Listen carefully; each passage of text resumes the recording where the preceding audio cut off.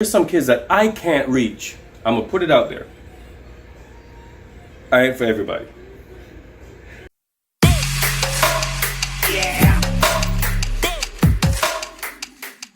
And welcome back to The Angry Teacher. This is Richard Williams, The Angry Teacher, and if it's your first time here, The Angry Teacher channel is basically about education, everything in it, everything around it, everything on it. And every now and then I'll show you some videos from my classroom and what goes on in some of my kids. With that said, let's get into it. Everyone knows I go by the moniker Pops because, you know, one of my sons, I call everybody my kids anyway. And that's one thing I did in the beginning when I started teaching because I was kind of young. So, you know, I wanted to have that differentiation between that line drawn, you know, in the sand, so they know not to cross it. With that said, it's stuck since I taught 8th grade millions of years ago, and so now it's, you know, it's with me.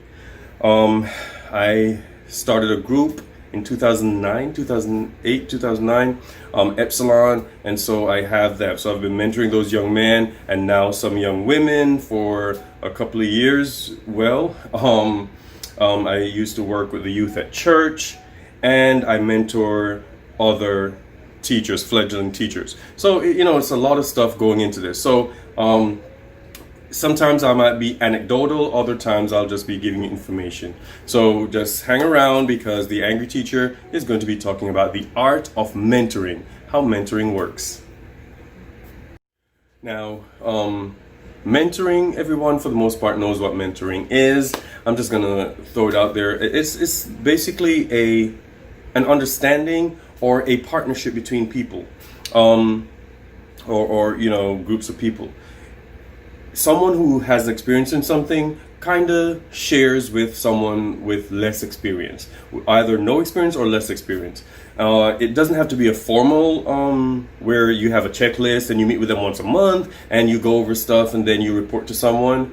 It could come from that, but it could also be just an informal hanging out and sharing what you know about something that they don't, or they don't know enough of. And that's simply it. With that said, I've broken it up. I was going to make one long video, but then I realized I was rambling. So I'm just going to make it into a series. And this is the first part of it. So I believe mentors should practice focused learning. Have a reason for most of your meeting with your mentee. And you don't even have to say it. If it's a formal thing where you have a benchmark that you have to meet, that's one thing. But if it's just an informal, like you're a coach, or you're just a person who is helping this young lady get back on her feet, make sure that in your head you know exactly what you want to accomplish today. For example, if you want her to realize that she needs to spend less money when she goes shopping, or you want to teach her how to take care of her 1-year-old, that could be the objective of that meeting for that day or for that month or for that week or whatever. So in your head you know what you're doing, so you're kind of focusing on that. You know, let's say you go shopping, she's got $20 and she wants to get something that's out of her range. Kind of talk to her, kind of give her alternatives. You know, have that focus so you know how to drive the meeting for that day or for that month.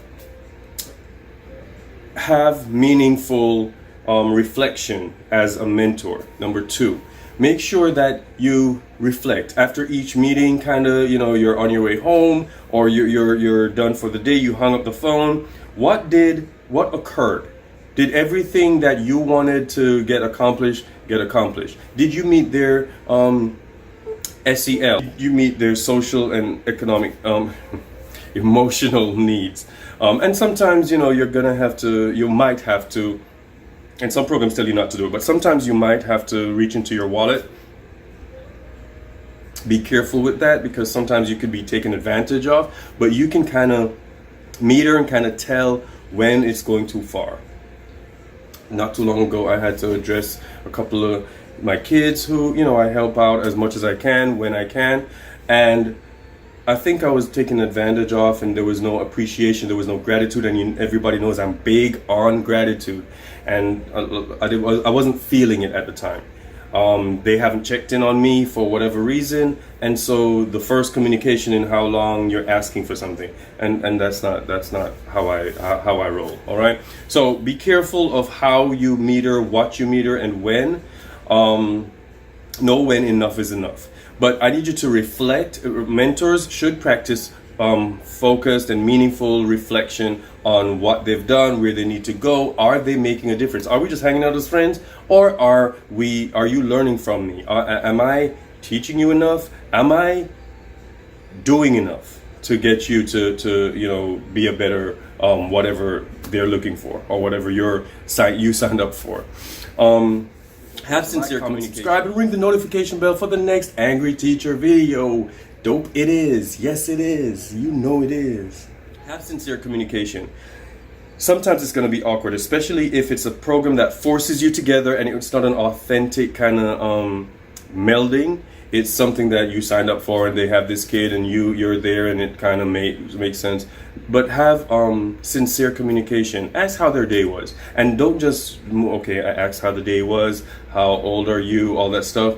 Make sure you have additional questions about how the day was. Just keep it moving so that there's some form of feeling of this person actually cares about my day, or this person actually cares that my mom just yelled at me for something that I keep doing wrong, or this person is actually giving up a Saturday when they could be doing anything else. They're actually here with me, giving me some time of their day. So make sure that the communication when you call, make sure it's not just, I'm checking in every Saturday. I check in. It's a sincere call. I want to know how you're doing. I want to know, it's been a whole week since I've seen you. What's changed? What hasn't? Have you done what we talked about? Stuff like that. And lastly, for this video, like I said, I'm making it a series because there's so much other stuff I could throw in here. Make sure there's sympathetic and empathetic concern. Just like the point prior to this, make sure there's real concern. After a while, like in the beginning, it's going to be awkward because you don't know this person if it's a formal mentoring program. But if it's something where you see this kid in the back of the room in your classroom and you're trying to reach out to them, then that's the first step of concern. And then there's going to be some authentic communication, some authentic building of that mentorship relationship, and then you can take it from there. It needs to be sincere. It needs to be empathetic. You're going to have kids or people who've lost someone. You're gonna have adult learners who don't know how to read, who don't know how to keep track of their funds. You're gonna have to be a person. You're gonna have to take it down and find it in your heart to like this person, to like the person in spite of what they do. I've had some kids who've done some stupid things. They've ended up on the wrong side of the law, and they got out and still doing stupid stuff. I've had some kids who even never got in trouble with the law, but they're still doing stupid stuff. But you have to find it that you love them with this and not with this. You've got to find it in your heart to understand where they're coming from and have that concern regardless of what they do. All right, so this is the first part. There's some things on my mind just to let it out about mentoring, and because I see a lot of teachers trying it, and then I'm seeing them hanging out with the kids, and I will not go against that. There's some times where hanging out is very important. You learn a lot when you just hang out with kids or hang out with people. You get to see how they operate in public. You get to see how they operate around food. It's important. You get to see how they operate and do different things in general, and so that could be the premise of your next formal gathering. So, but I see a lot of teachers, they just hang out and they just do stuff, and I don't know if the kids are actually getting anything from it. But you know what? Once again, I'm not going to shoot it down because, there are different things that make up the different types of mentoring, their type of relationships, and it's getting there. There's some kids that I can't reach. I'm going to put it out there. I ain't for everybody.